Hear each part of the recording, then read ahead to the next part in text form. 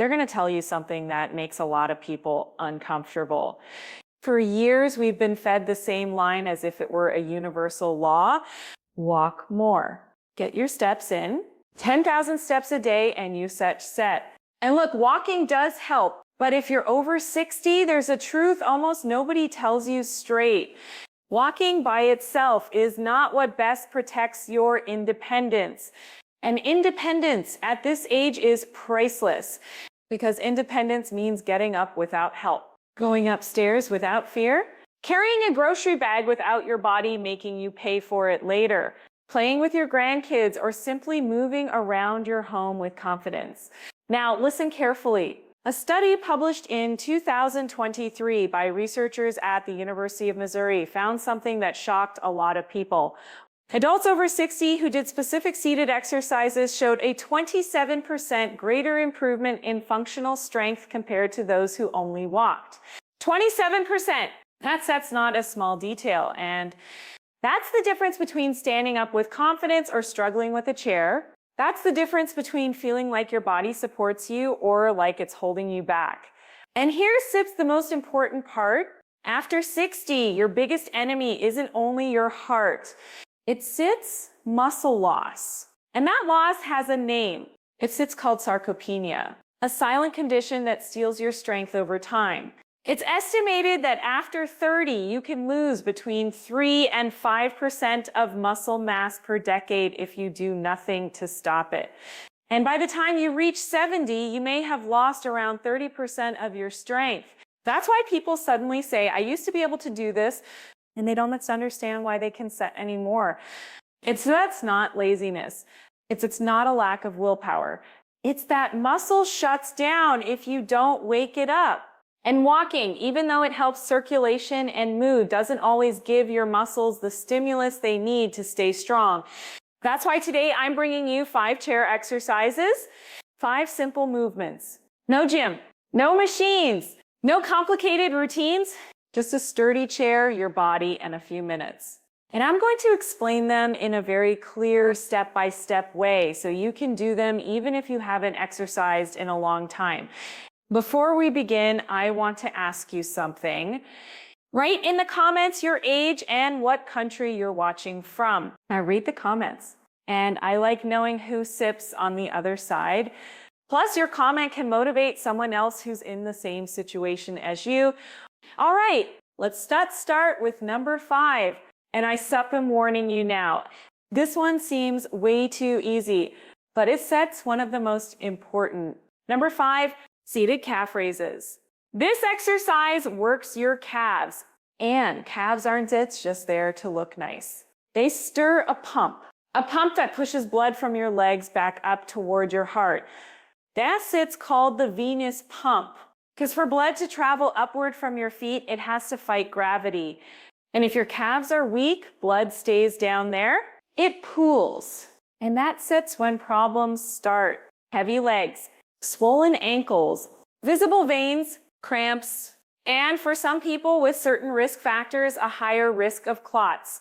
That's why this exercise matters so much. Here sets how to do it. Sit in a sturdy chair. Place your feet flat on the floor. Your knees should be bent at about a right angle. Now lift your heels as high as you can, keeping the balls of your feet on the floor. Feel the squeeze in the back of your lower legs. Hold at the top for 2 seconds. Then lower slowly. Lower slowly for real. Because the lowering phase is where the muscle builds the most. Start with 15 repetitions. If it feels good, work up to 2 or 3 sets. And if it becomes easy over time, you can place a heavy book on your thighs to add resistance. The best part is it's joint friendly. It doesn't beat up your knees. It doesn't stress your hips. And yet it does a huge job. Do it daily. If you can, once in the morning and once in the evening. And pay attention to how your legs feel within 2 weeks. Now let's move to number 4. This one is key for stairs, for standing up from the toilet, for getting out of a car. Number 4, seated knee extensions. Here the main character is your quadriceps. That big muscle on the front of your thigh, that's what lets you straighten your knee. And it's one of the muscles that weakens fastest with age if you don't train it. You know what the problem is? Walking on flat ground barely activates it. Yes, it uses it a little, but it doesn't challenge it. And your body only keeps what it needs. If it doesn't need it, it shuts it down. Here's how to do it. Sit tall. Press your back into the chair if you have a backrest. Grab the sides of the chair to steady yourself.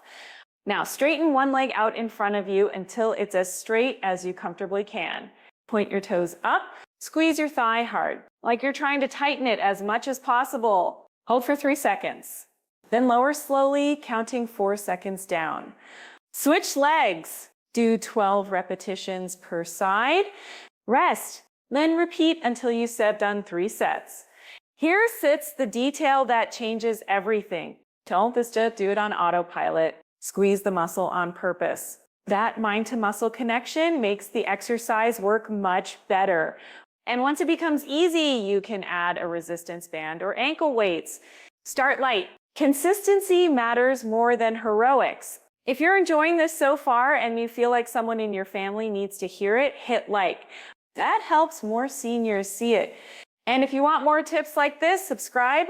Now we stir at number 3. And this one explains why so many older adults start shuffling their feet. Number 3, seated hip marches. This strengthens your hip flexors, the muscles that lift your leg when you take a step. When they get weak, your walking pattern changes. Instead of lifting your foot, you drag it, and when you drag, you trip. That's why people fall over something tiny. A rug, a curb, a small uneven spot. It's just not always distraction. It's that the leg is lifting high enough, and that's dangerous. Because a fall after 60 is just a bruise. It can change your life. It can steal your confidence. And in serious cases, it can start a downward spiral. So this isn't to scare you. It's just to get your attention. Here sits how to do it. Sit on the front edge of your chair. Don't lean back. Keep your spine tall. Gently brace your core without tensing up. Now lift your right knee toward your chest as high as you comfortably can. Hold for 2 seconds. Lower slowly. Now lift the left. That's one alternating repetition. Do 20 total alternating legs. Rest for 1 minute.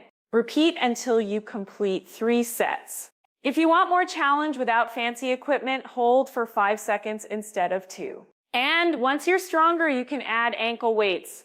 This also improves balance because it forces your body to stabilize while one leg is in the air, and that sits gold for fall prevention. Now we move to number 2. Almost nobody does this, and that's exactly why so many people end up hunched over. Number 2, seated rows with a resistance band. Everything you do in life requires pulling strength.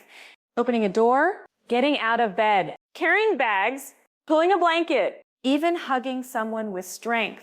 That strength comes from your back. Your mid and upper back. When your back gets weak, your shoulders roll forward, your neck tightens. That hunch develops, and it sits not only cosmetic. That posture compresses your chest, you breathe worse. You tire faster. Your center of gravity shifts forward, and your fall risk goes up. Walking doesn't train this. When you walk, your arms swing without resistance. There sits no real pulling. Here sits how to do it. You need a resistance band. They're inexpensive and incredibly effective. Sit with your feet flat. Loop the band around the soles of your feet. Hold one end in each hand. Arms extended forward. Chest open. Now pull your elbows back close to your body. Squeeze your shoulder blades together. Hold for 2 seconds. Feel the work between your shoulders.